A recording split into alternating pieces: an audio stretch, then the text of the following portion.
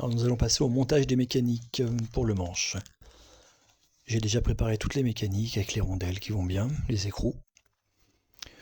Pour ce montage, il vous faudra une clé de 10, plate ou à pipe, peu importe, et un petit tournevis cruciforme de précision, car les vis sont vraiment très petites. Alors, on insère la mécanique par l'arrière, on met la rondelle et l'écrou qui va bien, et on serre avec la main jusqu'à la butée. Et après on resserre très légèrement avec la clé à pipe.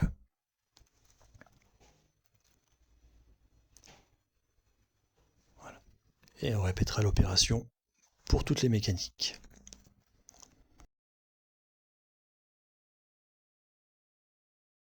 Sans oublier de mettre la petite vis à l'arrière, l'amorcer, et on fera le serrage final tout à la fin.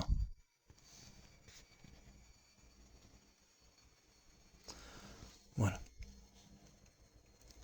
Je vais vous mettre en accéléré toutes les autres mécaniques parce que c'est pas forcément très intéressant.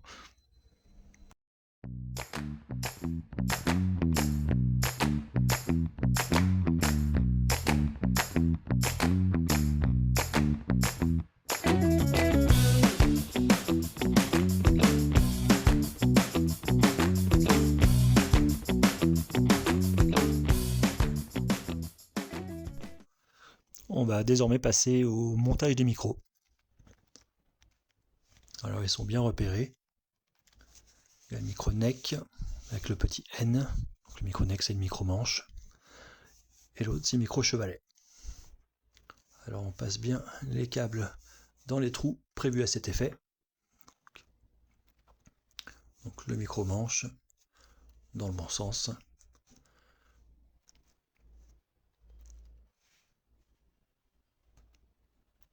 Et ensuite on le passe dans l'autre cavité pour arriver dans la cavité à l'arrière pour le raccordement ensuite.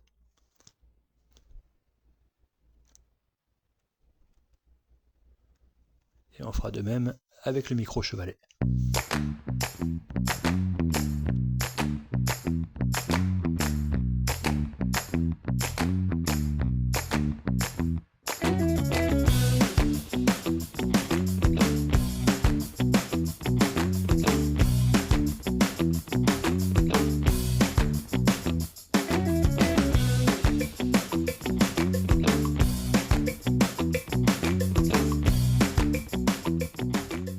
Nous allons procéder à la pose de l'insert pour le chevalet. Là il rentre plutôt bien, mais des fois pour éviter que ça force, on peut mettre un petit peu de savon tout autour pour éviter tout éclatement. Vous voyez, il rentre tout seul, même juste avec le doigt. Il suffira de fignoler avec un petit marteau, avec les embouts en plastique. Il suffit d'y aller vraiment très doucement, ça sert à rien d'y aller très fort.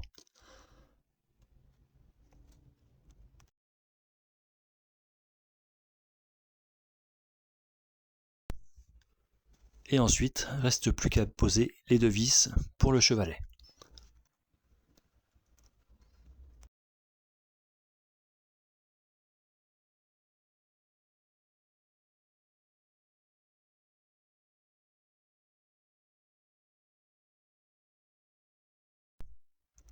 Et avec ces deux vis, vous pouvez régler la hauteur pour l'ajustement.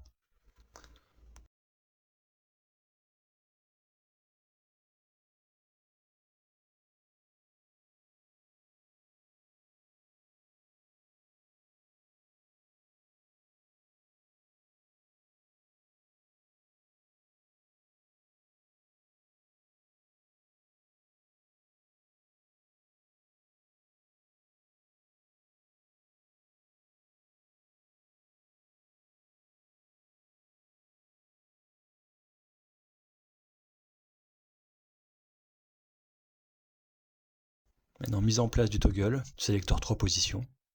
Alors rien de plus simple. Ils vous sont livrés avec une petite rondelle et un petit écrou.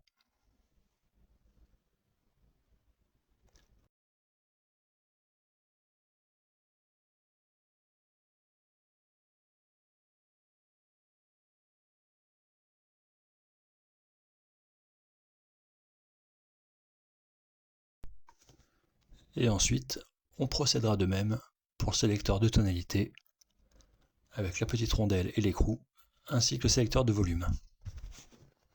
Il n'y a rien de plus simple. Et après, avec un petit serrage, soit avec une clé de 10, soit avec une clé adaptée.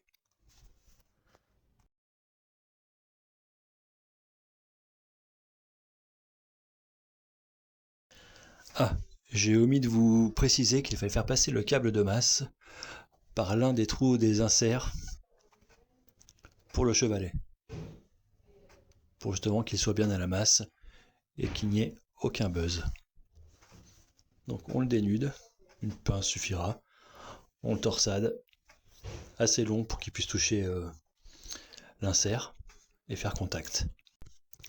Nous allons ensuite passer aux connexions, donc qui proviennent du toggle ainsi que des deux micros. Pour cela, rien de plus simple, il suffit de suivre les codes couleurs et ensuite de les connecter ensemble.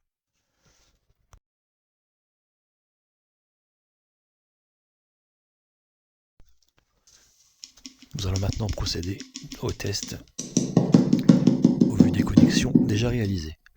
Voir si les micros sont bien raccordés, ainsi que le toggle. Donc on tapote légèrement sur les micros, en augmentant et en baissant le volume, ainsi que la tonalité. Et ensuite en faisant jouer le toggle. On tapote très légèrement sur les micros.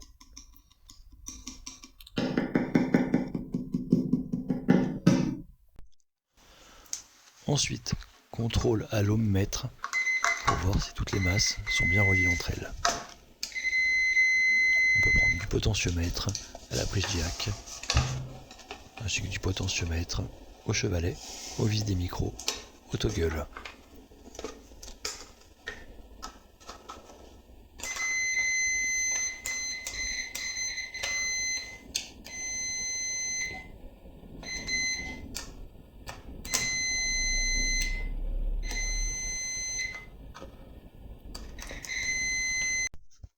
Avant le remontage des cordes, vu que la touche est extrêmement sèche, je lui applique un petit peu d'huile de camélia du Japon, que j'étale avec le doigt,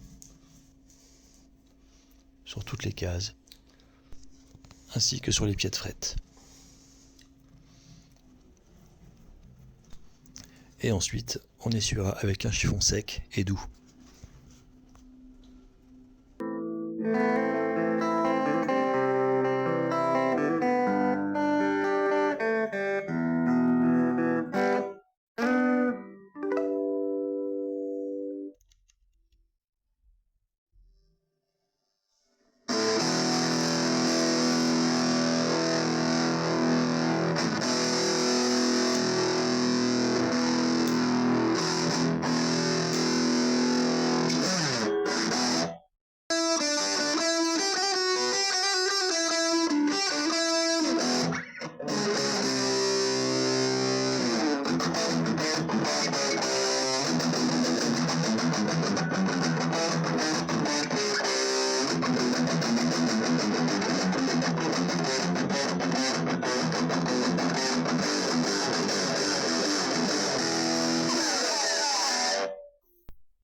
Et voilà, petit rendu final de la guitare. Donc pour une guitare à moins de 100 €, elle est vraiment plutôt bien. Donc ce kit Harley Benton mérite d'être vu.